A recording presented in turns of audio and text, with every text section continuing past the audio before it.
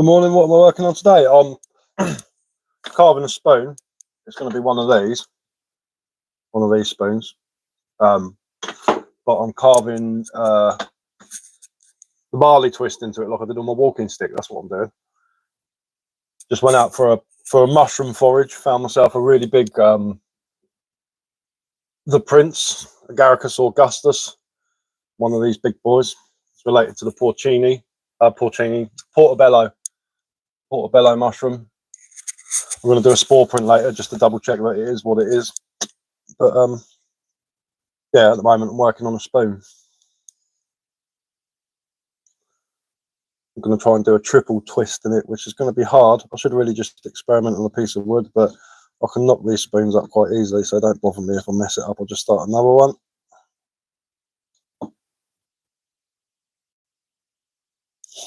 But that's what I'm working on today. That's really cool. Best of luck today, sir. Thank you very much. Make sure my knife's locked, otherwise I end up chopping my fingies off when I try and carve with it.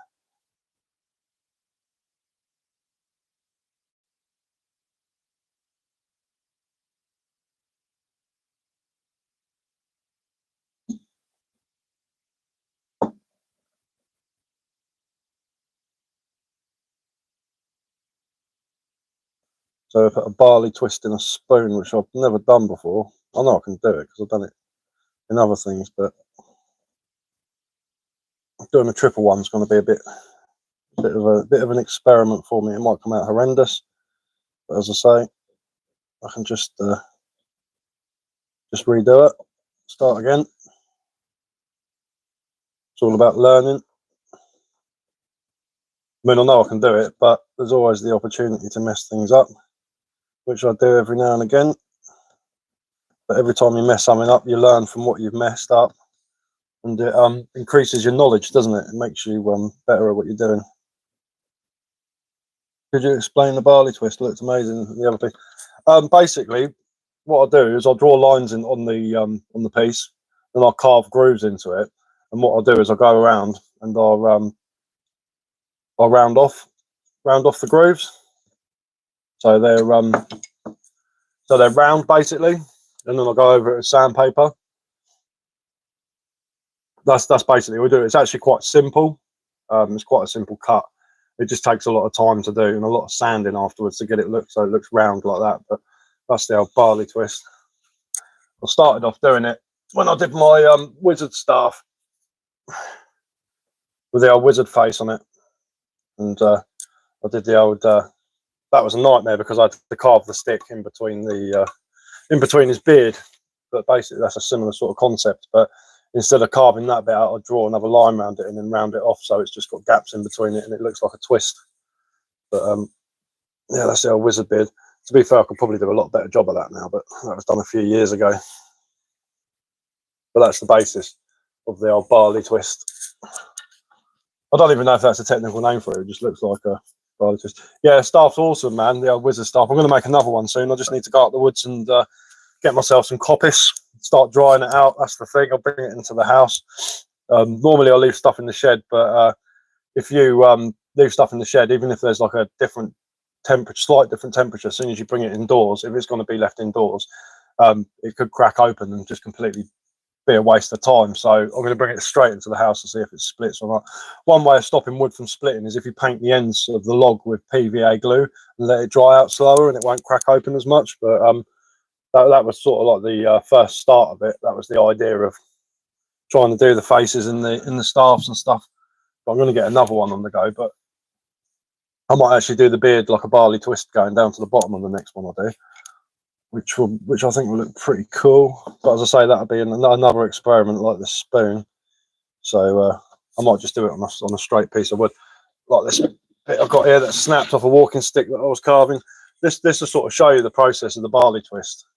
So I'll cut the grooves in, and then what I do is I cut diagonally into the wood and create like the twist. But this one snapped because this was one that I brought into the house and didn't let it season properly. Well, I had it in the shed and then I brought it into the house and it split open. So I'm just going to go straight for the straight in the house next time. and get it done that way. All right, let's try and get these. So I don't measure any of this stuff. It's all done by eye. There's no measurements. I know a lot of people draw out their spoons and do all the maths and all that sort of stuff. Yeah, I could do robes. Yeah, I could do. Yeah, definitely. I could do like a robe coming down, but then it'd be quite a chunky piece if I was doing something like that. I don't know. Might be able to get away with it. I'm sure I could do something along those lines. I'd have to look at some pictures of some wizards, and try and get a rough idea what I'm doing. But if I can construct it in my mind's eye, I can recreate it. I know I can do it. If I can't, I know I won't be able to. So if I can imagine the piece when it's finished or how I'm going to make it, there's a good chance that I can make it. But if I can't, I don't bother.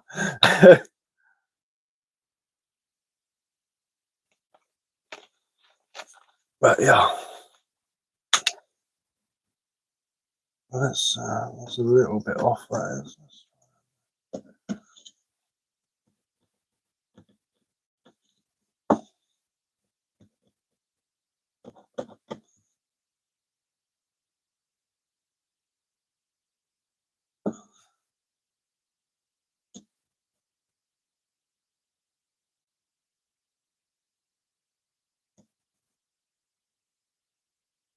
I could do robes coming down the way of the stick, like partly down the staff, and then have the beard going down afterwards, twizzling down. That'd be quite cool.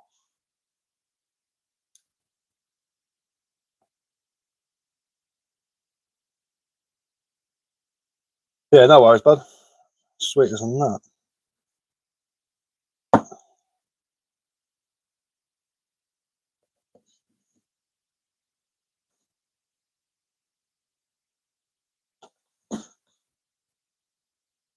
Let's go for the triple twist. Let's see if I can do it. Well, it won't be a triple twist. It'll just be more complex, more complicated.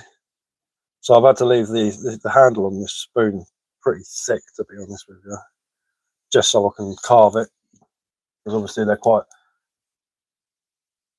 like the original spoons are quite slender at the top of the neck, but this one's proper chunky. So what I have to do is carve the twist and then carve the actual neck into the twist.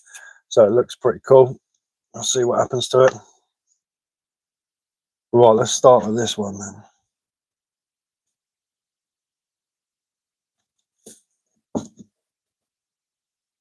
Just do some cuts.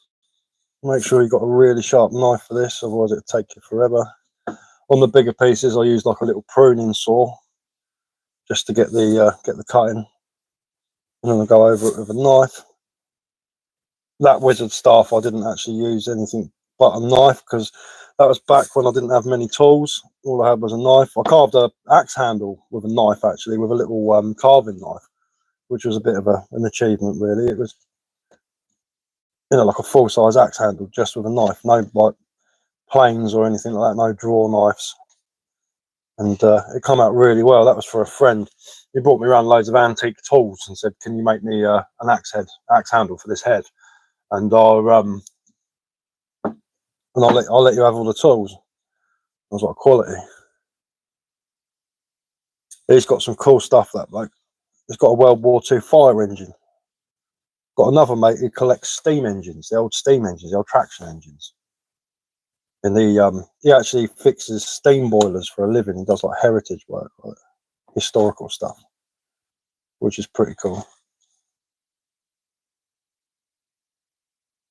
Turns up to the local pub in a big traction engine, steam powered traction engine.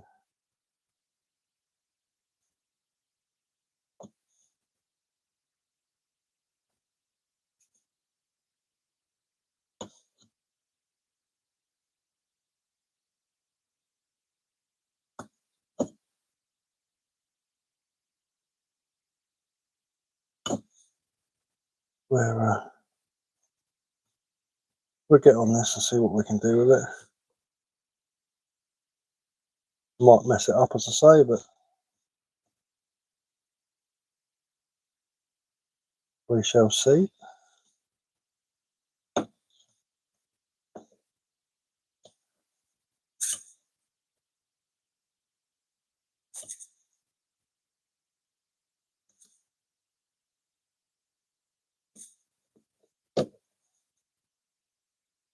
Videos amazing. Thank you very much, man. It is appreciated. Just a bit of sort of comical satire to go with those silly bushcraft videos, you know. Like if you watch any of the survival or bushcraft experts, they don't get tins of tuna out and stuff like that and start making things. I mean, obviously, like if you're in a survival situation and you need to boil water in a bottle, fair enough. But I wouldn't recommend doing it because of the plastic and all that stuff. You know, like there are other ways of doing it. I mean, I can go out the woods, find myself a piece of flint, make myself a blade, make myself a fire set, you know, get a fire going, stuff like that. I can trap, I can hunt, I can fish. I know about wild edibles. Found an Agaricus augusta, the prince mushroom, related to the, what's it called? Not portobello. Is it portobello? I think it's portobello. Mushroom today. So I'm going to do a spore print on that just to make sure it is what it is. I'm only learning mushrooms. There's some mushrooms that I do know, and there's some mushrooms that I don't know. That's one of the ones that I'm a bit sketchy about. Things like chicken of the woods, hedgehog mushroom. What else we got? The giant parasol, giant puffball. I'm all right with. I roughly know what I'm doing with those. You know, I'm pretty confident with them. But when it gets to like the ones with loads of lookalikes, that's when it gets a bit sketchy. And I don't trust myself. And obviously, mushrooms are really dodgy. But wild edibles, plants and stuff like that, I know quite a bit about. I did countryside management, habitat establishment, maintenance, animal and plant biology, agricultural environment, lowland game management, things like that. So I know my trees and my plants quite well. We just didn't do mushrooms at college when I was younger. That was a long time ago as well.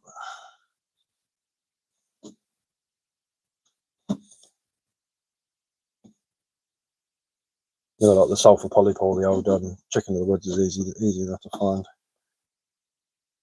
It's easy enough to identify as well. Big bright orange bracket fungus. Got to be careful with it though, it can upset some people's stomachs, so it's best to eat a little bit and then wait a day, see if it makes you feel dodgy or not.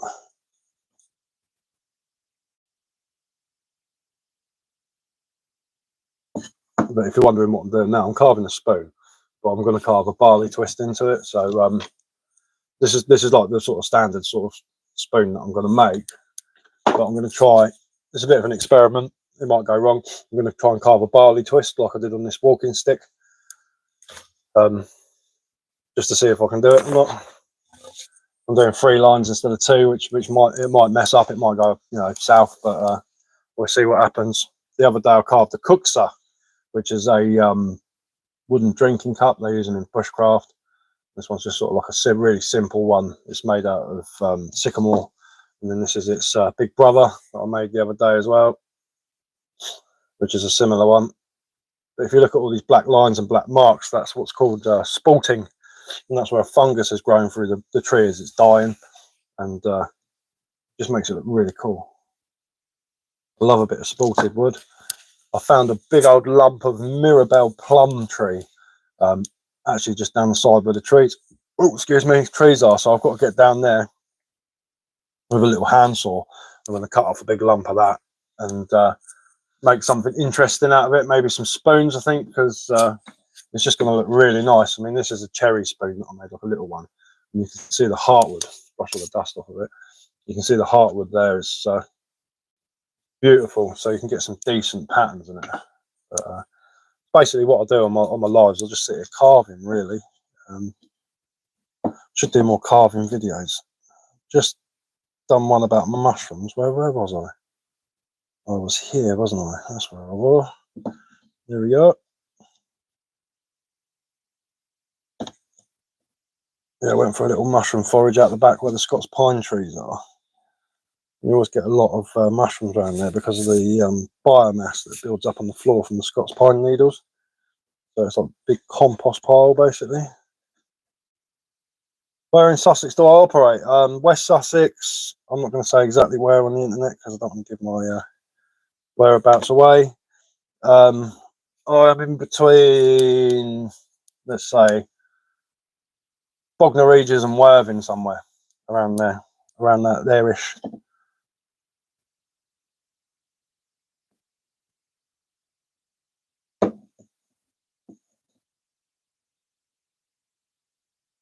lost him.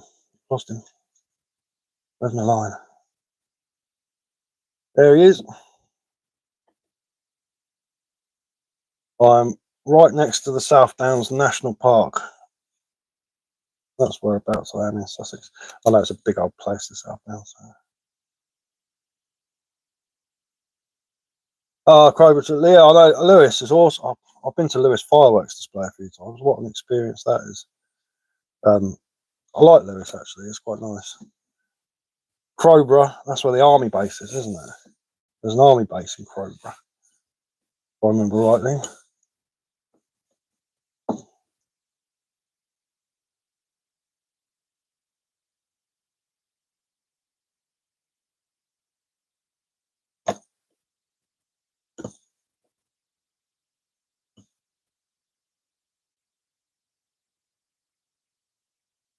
Yeah, considered the most dangerous bonfire night. It's like a war zone, isn't it? It's quality. I think it's brilliant. I really loved it. I've been quite a few times actually. We used to go out there, but my health isn't so good anymore, so it's probably not best for me to be trundling around. It normally rains as well, but yeah, it is wicked, man. People running around throwing bangers at each other and stuff. You know, it's mental. Fireworks shake the ground. They have those huge bonfires and the big parades walking through the town and stuff. It's really, really cool. It's a really good place. I used to go and have a beer and go down there. Get down there in the afternoon. No, I look after a forest. That's what I do. I look after an ancient woodland. That's in the South Downs. My friend owns it. He owns 2 forests. He's got one near me in the South Downs. He doesn't like me telling people where it is, so I can't tell you. And he's got one in Somerset as well, which I do a bit of work on. Help him out with managing it. There's one of the neighbours, Ian, his name is. Absolute legend of an old boy. And he what's his name? Oh, hang on, I'm getting mixed up with comments. He burns charcoal. I've actually got a charcoal burning video on my TikTok, but I can't take it off and put it on YouTube because it's got watermark on it. So, but next time we go up there and he's doing a charcoal burn, I'll go and get some footage of it because he's got a massive retort, and he burns charcoal and he makes charcoal for all the big restaurants. Yeah, fire between 2 pubs. Yeah, it's wicked, man. Where do I go camping UK wise? I'm on the south coast. I don't know where you are. If you're on the south coast, I can give you some good locations to go. Some places where you can go camping and they won't mind you camping there either. How did you get into that? I'm an estate manager and would love to get into forest management. I went to Brinsbury College and studied countryside management. That's what I did. And then I was a hod carrier for years, believe it or not. I went into bricklaying and did all that for years and years because the money was good. I was getting 180 quid a day, so I just couldn't really sniff at that. And I did what I do now as a hobby, basically, well, more of a passion. And then I got ill, got diagnosed with heart failure, and I can't do any lot of the heavy, like mad work anymore. That's why I don't go out a lot and do a lot of camping anymore, which is a shame. But we will do. We get up there. And my mate phoned me up one day and he went, I just bought a forest. I was like, what? He goes, yeah, I just bought a forest in the South Downs. It's an ancient woodland. He goes, do you know anything about trees? I was like, yeah, of course I do. I said, can you help me manage it? I said, of course I can, man.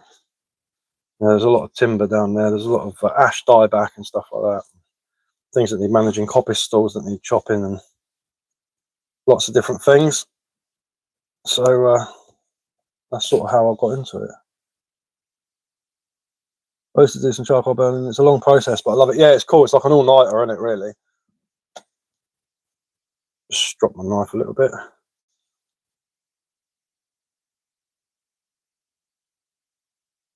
East Midlands, with a bit of a drive down there, mate. But there's a place on the Arundel estate called Houghton. It's quite hard to find. You have to sort of know where you're going. You got to be sort of careful where you camp, but that's a really good place to go camping. It's like a little microcosm. It's brilliant. Do they do biochar burns? No, not particularly. Just traditional charcoal. You know, the big drum with the pipes coming out of it. But he said he's going to lend us one so we can do one. That's sharp enough. But yeah, it's lovely place. He's just done a massive sweet chestnut rotation last year. And he's been making charcoal out of that.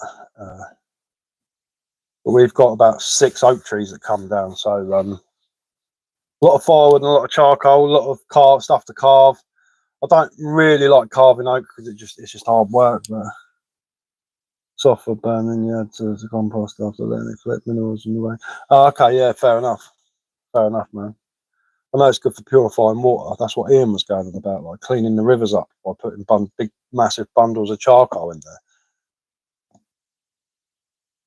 He's a clever old bloke. That's what he wanted to do with some of his charcoal.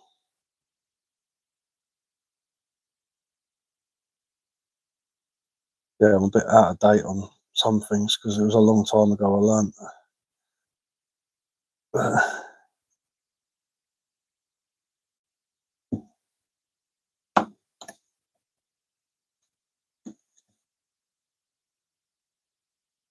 Never thought that smart move. Yeah, he's a very clever bloke. He's a bit of an old hippie, but he was going on about cleaning up some rivers. He's been trying to get the idea across to members of the council and stuff, trying to get them to get on board with it.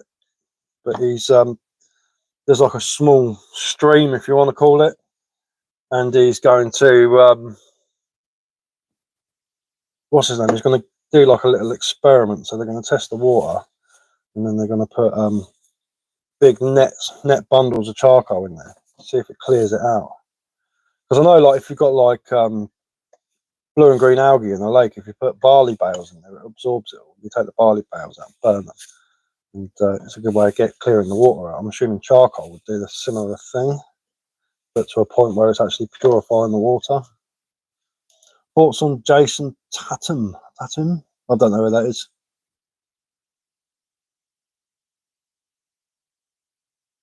I know Ian does. He does do charcoal burns, like big ones, where he gets people from everywhere basically, and they all go and help him do the charcoal and all that. And he brings loads of beer and cider and loads of food and all that, and they have a big camp out and they do a big charcoal burn.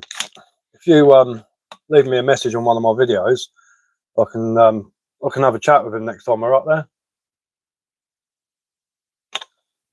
and you can come down. Yeah, I did a barley bale in our lake. Yeah, it's good. It's good for clearing out the all the sludge on top, isn't it? Really, it's decent. I went to Wales and there was a bloke who had a trout pond, and there's like so much algae in it. I don't know what to do. And I said to him about the barley bales, and he did it. And afterwards, he was like, "Mate, thank you so much. I didn't even know about that." So that's all right. I'm always up for sharing knowledge and helping people out. You know what I mean? Knowledge is free.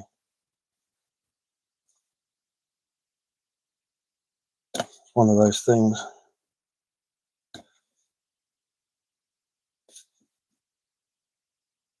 Yeah, do it, man, do it, because I've got a terrible memory. But yeah, he's a good bloke, mate. Old Ian, very knowledgeable man. He's a bit of a woodland guru. I could talk to him for days on end.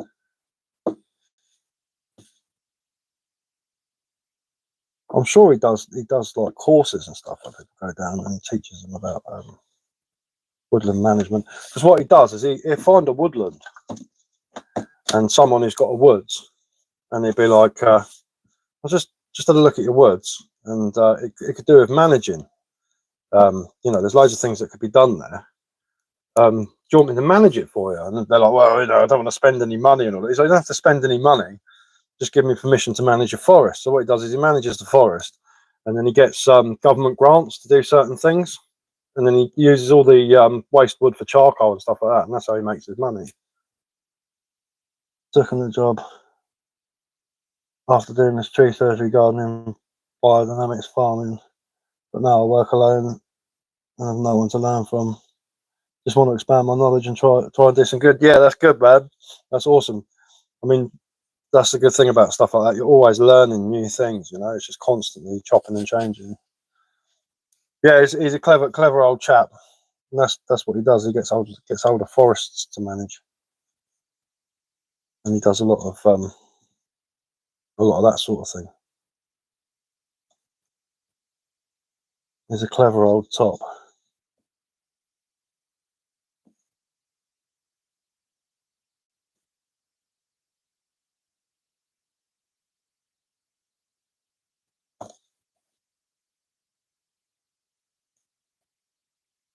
He's always down the woods, so next time we go out there, I'll chat with him. Sam's got his number. What do I ask? Do you ever use fire? So I didn't design. But yeah, sometimes I do. I'm not a great fan of it. Some things I do, like my axe handle. I'll give that a bit of a blast with a heat lamp and blow lamp. You know, the old paraffin blow lamps. I've got an antique blow lamp. It runs on paraffin. I'll give certain things a bit of a blast, but it depends on the wood, really. You know, it depends if it's going to make the grain pop or whatever. Sometimes I just like seeing the natural grain. You know.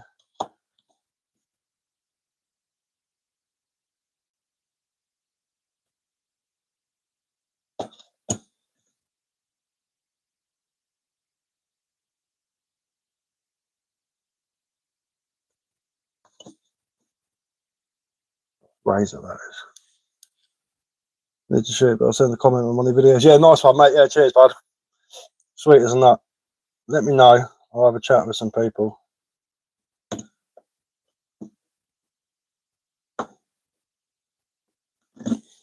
been fascinated with this stuff since I was a little kid. My granddad was a woodsman, and he used to take me to all these working museums and things like that. And I used to look at all the old tools and stuff. I think these are really cool. It sort of filled my imagination as I grew up. It's a shame he's not about anymore, because like some of the things he could have taught me when I was young, but I wasn't that interested in. It's been amazing now. Like he used to make chairs and footstools, and he'd make the wooden frame for the chair, and he'd use like jute rope, and he'd make the actual seat out of like rope, like a jute rope or a grass rope or reeds or whatever it's made from. But he used to weave it, and he used to weave patterns in it, so it'd have like diamond shapes or flowers or whatever, and it was really, really clever bloke. And I wish I got him to teach me how to do it. I mean, I can learn how to do it, but it would have been better if my granddad taught me. He was an old fisherman as well, bless him. Died about 10 years ago.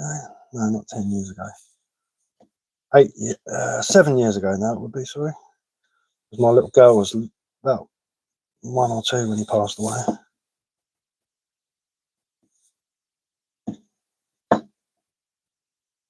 But I've always had a deep connection with the Sussex Weald, the countryside around here. My family has for years. They've been here a very long time. I don't plan on going anywhere either. I think it's an amazing place. Beautiful. Love the smell of a bonfire in winter, and I love the smell of the flowers in the spring. It's just, even in the winter when there's no leaves on the trees, something about it. It's my home, you know what I mean? It's just a beautiful place, absolutely amazing. I'm going to do some more videos. I did that video where I walked around the Arundel estate. Well, I didn't really walk around it. That's just like the entrance, you know. It's absolutely gigantic, but that's just like the beginning of it. But I'm going to do some videos where I go around like Houghton, and Amberley's a good place to go. But that's getting there now. One more row to cut out. Oh, excuse me. One more row to cut out, and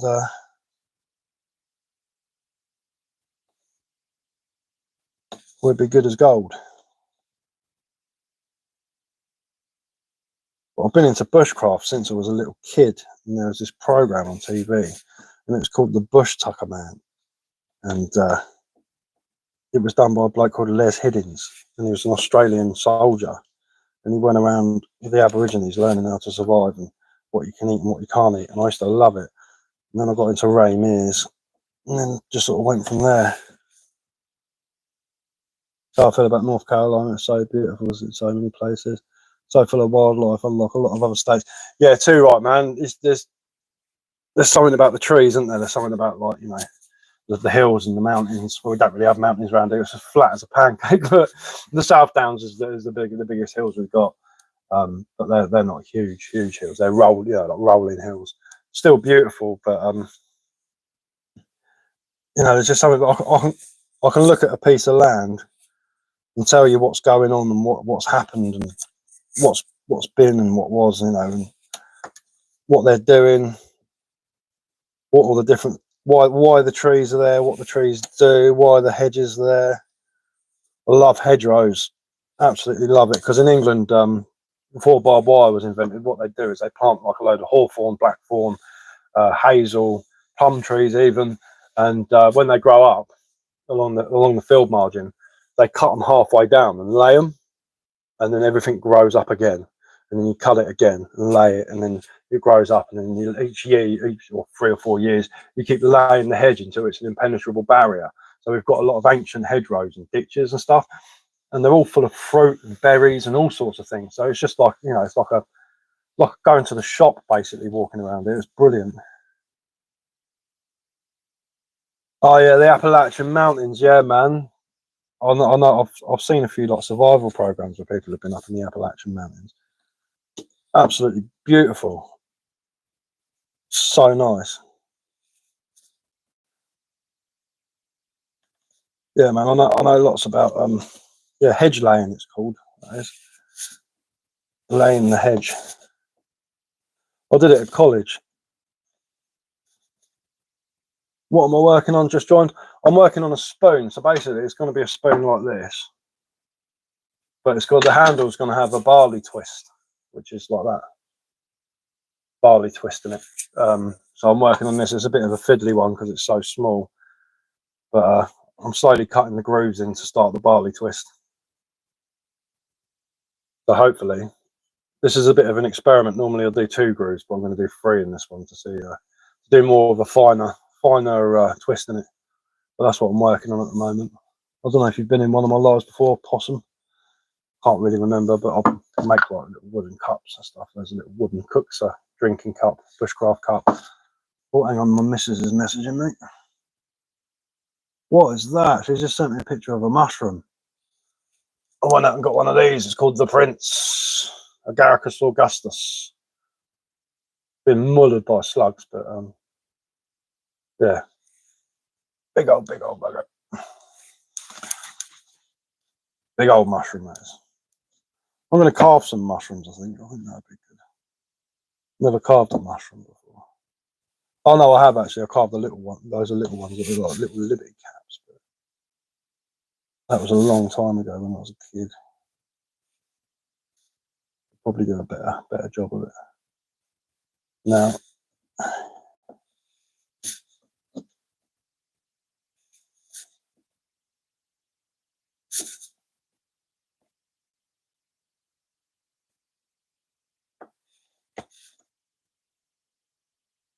Never heard of mushroom carving? No, like carve an actual wooden a mushroom.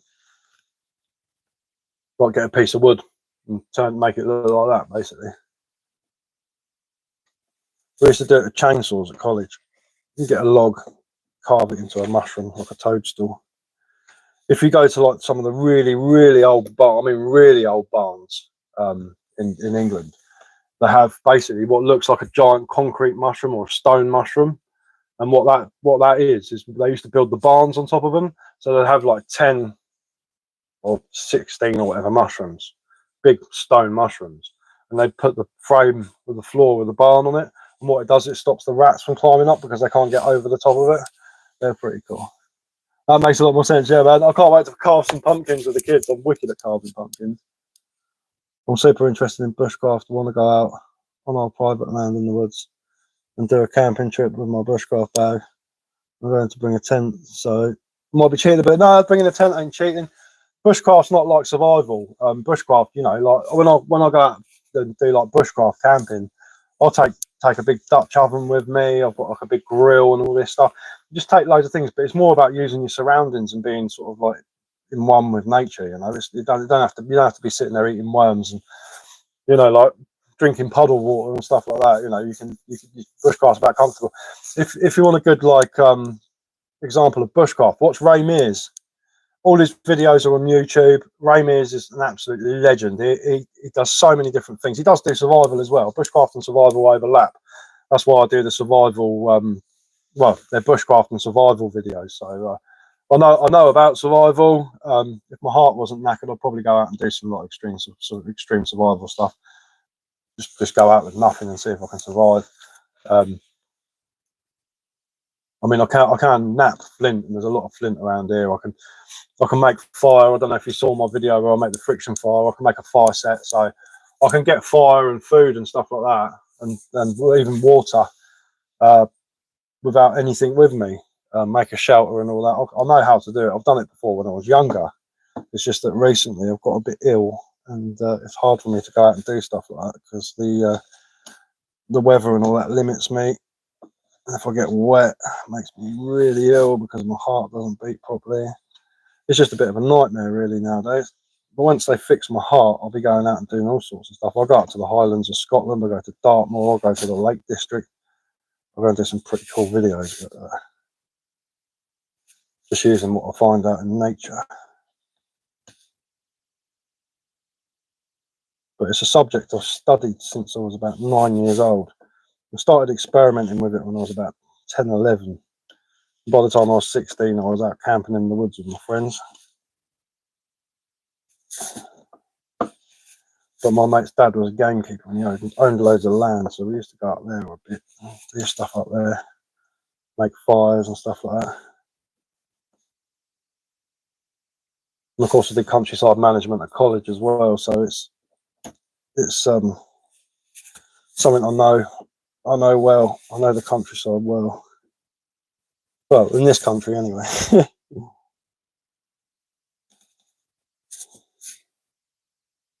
Never been good at friction fire, but I can use a flint and steel. Yeah, that's cool. Got any tips on how to learn? Hope you get that learning such here. Can't do what you love. That's fine. I can still do what I love. I just can't do it as much. You know, like as much. I can still go camping. It just has to be summer. I went camping this summer. Went to my mate's forest, and we did the camp out up there. It's just a bit more hard work. Friction fire. Get yourself a piece of hazel coppice. Make sure it's dry. Good thing about coppice stalls is bits die and they just stand upright in the tree, so it's standing deadwood. It only gets moist at the top and the bottom. It's still nice and dry inside. Make yourself a spindle. There's a spindle. Just make sure it's dry. Use hazel for the spindle, hazel for your hearth. I think that's the actual technical name for it. Then you have a block to put top in, so obviously you don't muller your hand. This is a fire drill, by the way, not a hand friction. And then get yourself a piece of wood. Don't matter what it is. I've done this one with an old bootlace, just like that. Get your spindle, put it through so it's wrapped round like so. Put it in the half. When you make a half, cut a V shape, and it's going to take a while to get that groove in there. But what you do is you put the spindle in there in your half. Make sure you got your feet in your half, so it's nice and sturdy. And then you spin. There's a video. I did do a video of me making a friction fire. That's basically the premise of it. And what will happen is really fine sawdust will build up at the bottom, and it'll get hotter and hotter and hotter the more you do it. You'll get into a rhythm. You'll get a good decent rhythm going, and then you'll see smoke coming out. Okay, and that's where it's getting hot enough to combust. It won't be hot enough to start a fire straight away, so you have to keep going. And what will happen is you'll build up a pile of like dust, which will turn into a coal. And when that's smoking on its own, when you're not rubbing it, that's when it's ready. Make sure you got something underneath it, like a leaf, to catch it, and then just gently breathe on it. Don't go mad on it. Just and then get yourself a tinder bundle. It could be an old bird's nest, dry grass, paper, anything like that. If you're just practicing your garden, then you get the coal and you put it in the tinder bundle, and you just Very gently breathe on it until it starts glowing up and glowing up and glowing up. And the more it glows and the bigger it gets, the harder you blow, until you get to the point you'll see in the video where I'll just like that, and just blew loads of dust in my eye. And it will catch fire. It's just a matter of practicing. But once you get it right, you'll be able to do it. It's like riding a bike. Once you get the hang of it, you can get it done really, really well. When you say flint and steel, do you mean like a ferro rod, ferrocerium rod? I mean, you can use 2 pieces of flint if you make charcoal or something like that, or get yourself like a Ganoderma, like a decent bracket fungus, and dry it out, and then use your knife so it's nice and spongy and dry. You can flick a spark from the 2 pieces of flint, like the stone, and as soon as one tiny little spark hits it, as soon as it catches a spark, it's the same thing as you do with the tinder bundle. Basically, you just blow on it really gently until it gets bigger and bigger and bigger, until the bigger it gets, the harder you blow until it combusts. But that's one of the ways of getting a fire going if you haven't got anything like a lighter or a ferro rod. Yeah, flint and steel. I mean, it's people call them flints anyway. It's like when you get the flints for your lighter, people call them flints. It even says on the pack flints, but it's not ferrocerium. But it don't matter. It still has the same effect as a flint. It just gives off a lot more sparks than a flint would. Flint sparks are very dull and very cold. Compared to ferrocerium. I think ferrocerium's in the thousands of degrees every time you spark it up, so it does catch quite a lot of things. You know, they're really handy to have. I've got one in my bag. When I go out the woods, if I'm going camping or out or anything like that, I always have a lighter in my pocket, a lighter in my bag, because lighter, whatever it is you're doing, a cigarette lighter or a Zippo lighter or anything like that, is still the quickest and best way to get a fire going. You know, I know people like to romanticize about making friction fires. They are fun and all that, but quickest way to go is a lighter at the end of the day. Like Ray Mears, he keeps in his survival tin, he's got a piece of rubber inner tube off of a push bike. Oh, excuse me, I got indigestion. Eating loads of pork scratchings earlier on. And he just lights that, and if everything's wet, that'll get it going. But there are ways you can do it without it. There are ways you can do it with it. It's just one of those things, you know. If you've got a chainsaw with you, get a bit of the petrol on there, spark it up, woof, got yourself a fire going. I remember doing a video years ago on TikTok, and someone said, "Oh, that's not very survival, is it? You know, you're using petrol and you've got a fire going." So I'm not surviving, mate. This isn't a survival video. We're up at the woods chopping trees down. You know, I bought a bloody Ridge Monkey cheese sandwich, toasted sandwich maker with me, for Christ's sake. You know what I mean? It's not a survival video. If it was a survival video, I would have said it was a survival video. You know, I've made rocket stoves out of concrete block pavers up there, and people have gone, "Oh, that's all good if you've got loads of bricks in your bag." And I was like, "Well, I'm working, mate. Why would I want, you know, like, why am I going to mess around when I can get an instant fire going and cook my food and get my lunch ready? Why am I going to mess around?" Do you know what I mean? If I was in a survival situation, it's always handy to have that. You look like if Tom Hardy had a child with the guy who plays the Punisher on TV. I look completely different without my beard. I'll show it off. Oh, Tom Hardy. I quite like Tom Hardy, actually. Played Bronson, didn't he? Oh, Bronson.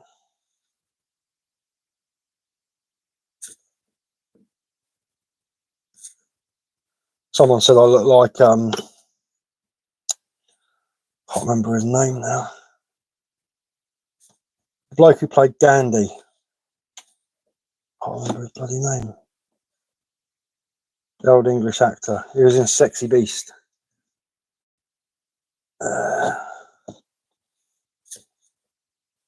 Can't for the life of me remember his name now. So I said to myself, I don't know anything like him.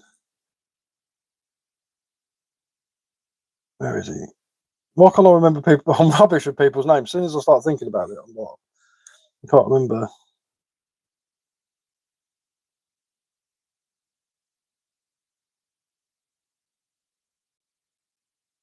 Ben Kingsley.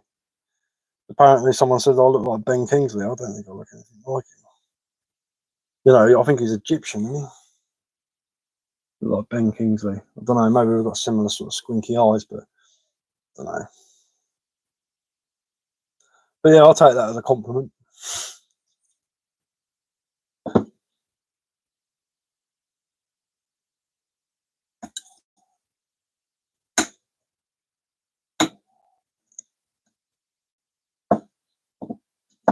Where are we? We are here. That's a small one. That's a big one. That's a small one. That's going to be pretty annoying, but it still look good. Not perfect, but when you're carving, nothing is perfect. It was a compliment. Yeah, yeah, that's what I say. Yeah, I'll take it as a compliment.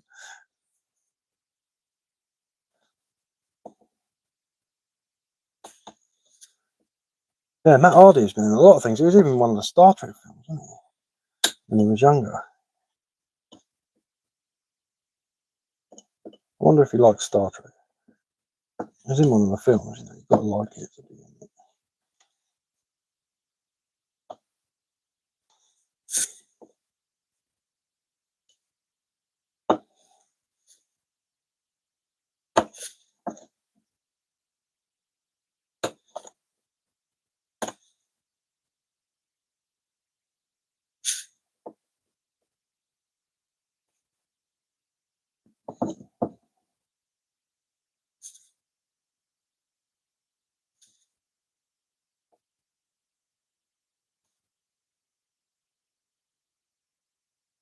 So you're lucky I know who Matt Hardy is. I don't really watch TV. Don't watch films and stuff like that. I spend most of my evenings doing stuff like this.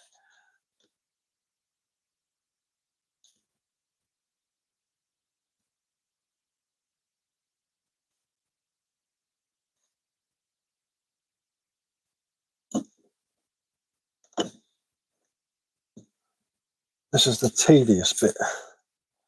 This is the long-winded piece of the carving, which takes a little bit of time. Oh, right, my kids are back, so I've got to go. But cheers for watching, guys. Thank you for. Hello, little man. And yeah, I'm going to be off now. Hello. You all right?